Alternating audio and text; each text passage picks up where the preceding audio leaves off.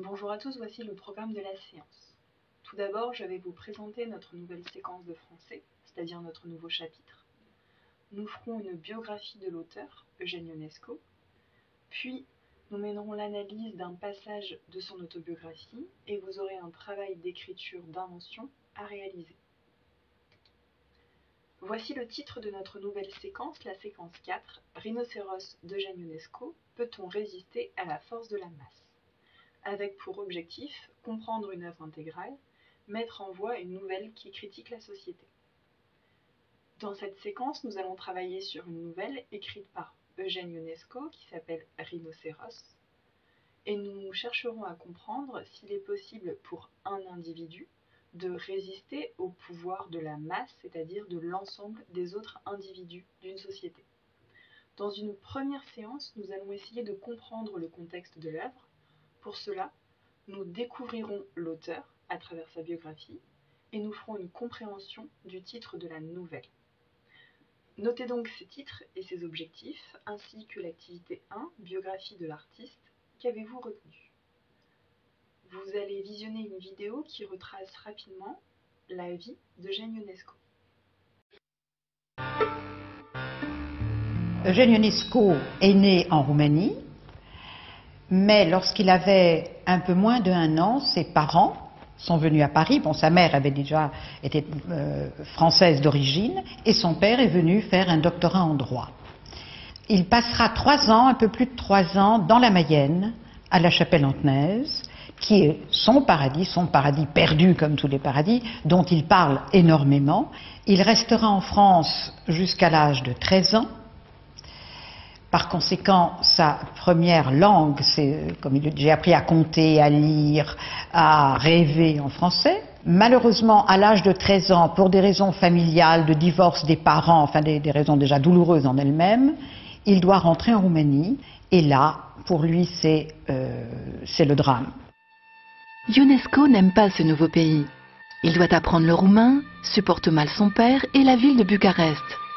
Ses études de lettres finies, il choisit d'enseigner le français, publie des critiques polémiques et des poèmes. Le 8 juillet 1936, il épouse Rodica Burileanu, qui restera toute sa vie à ses côtés. Mais Ionesco se sent toujours en exil. La montée du fascisme divise le pays, il n'a plus qu'une idée, retourner en France. Il y parvient définitivement en 1942 comme secrétaire culturel de la délégation roumaine à Vichy. Sa fille, Marie-France, née le 26 août 1944.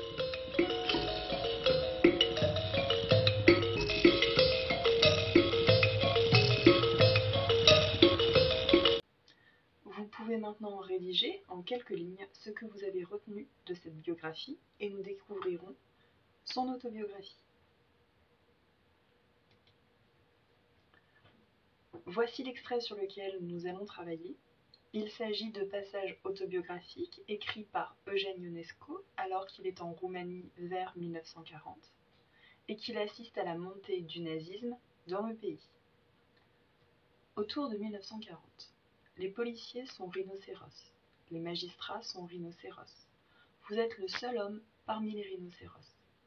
Les rhinocéros se demandent comment le monde a pu être conduit par des hommes. Vous-même, vous vous demandez, est-ce vrai que le monde était conduit par des hommes ? Comment faire pour regagner la France ? Là, on peut encore se faire comprendre. On a l'impression finalement que ce désir même est coupable.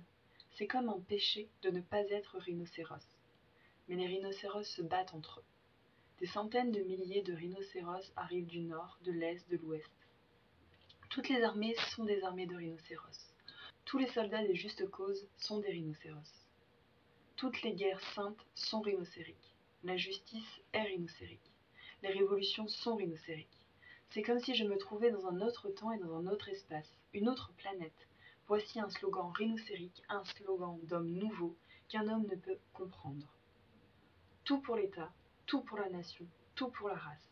Cela me paraît monstrueux, évidemment. Retourner en France, c'est mon seul but, désespéré. Là-bas encore, je peux trouver des gens de ma famille, de mon espèce. Affreux exil. Seul je suis, entouré de ces gens qui sont pour moi durs comme de la pierre, aussi dangereux que les serpents, aussi implacables que les tigres. comment peut-on communiquer avec un tigre, avec un cobra? Comment convaincre un loup ou un rhinocéros de vous comprendre, de vous épargner? Quelle langue leur parler? Comment leur faire admettre mes valeurs, le monde intérieur que je porte? En fait, étant comme le dernier homme de cette île monstrueuse, je ne représente plus rien, sauf une anomalie, un monstre. Oui, ils me semblent être des rhinocéros, mais moi, pour eux qui pensent être des hommes, pour eux, je suis un scorpion, une araignée. Comment une araignée hideuse pourrait-elle convaincre ces êtres qu'elle ne doit pas être écrasée? Autour de 1940, j'ai assisté à des mutations.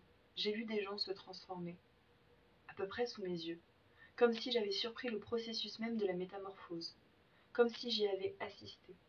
Je les sentais d'abord devenir de plus en plus étrangers.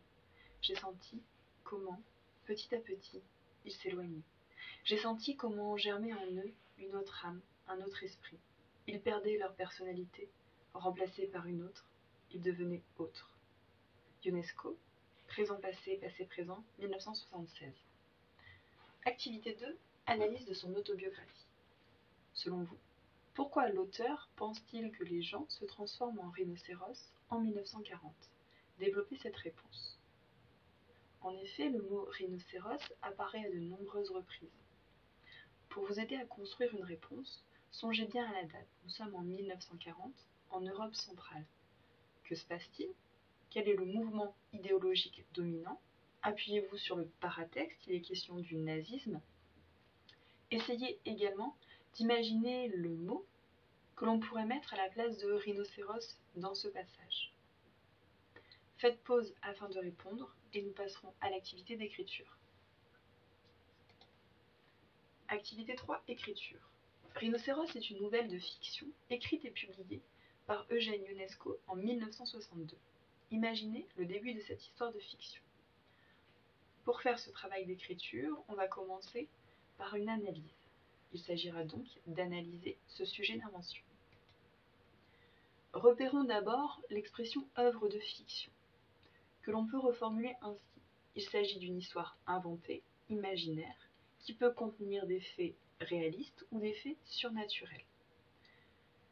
La nouvelle se définit comme un récit bref, court. On vous demande d'écrire le début de l'histoire, qu'on appelle incipit, et qui a pour objectif de présenter le lieu, les personnages, ainsi que le nœud de l'intrigue, c'est-à-dire le problème rencontré. Enfin, le titre de la nouvelle est Rhinocéros, et c'est donc l'animal dans lequel les hommes se transformeraient en acceptant les idées du nazisme. Voici pour l'analyse des termes du sujet d'invention. Passons maintenant à la définition des critères de réussite. Autrement dit, que faut-il faire pour réussir ce sujet d'invention? Les voici. Tout d'abord, la longueur. On vous demande d'écrire le début d'une nouvelle. Il s'agit donc de ne pas tout raconter, mais de présenter les enjeux essentiels. On peut envisager un début d'histoire qui couvrerait 15 à 20 lignes d'une page. Ensuite, le genre littéraire. Il est précis, il s'agit d'un récit de fiction. Mais vous pouvez choisir de l'écrire en première ou en troisième personne, puisqu'il n'y a pas d'indication précise. Vous pouvez donc utiliser soit je, soit il. Quant au temps, il n'y a pas non plus d'indication précise. On peut imaginer un personnage qui raconte au présent ou un narrateur qui raconte au passé. C'est à vous de choisir, mais il faudra maintenir le système temporel. À présent, quant aux éléments attendus. Puisqu'il s'agit du début de l'histoire, de l'incipit, il faudra présenter le lieu et les personnages. Le contexte est marqué, il s'agit de la montée du nazisme. Donc il faudra que l'ensemble des éléments que vous ajoutez correspondent à l'époque historique. Enfin, il faudra amorcer les premières métamorphoses en rhinocéros, puisque ce sera l'objet de la nouvelle. Une fois que votre travail est terminé, vous prendrez en photo votre cahier et vous le déposerez soit sur Pronote, soit sur l'adresse mail. La séance est à présent terminée. Au revoir.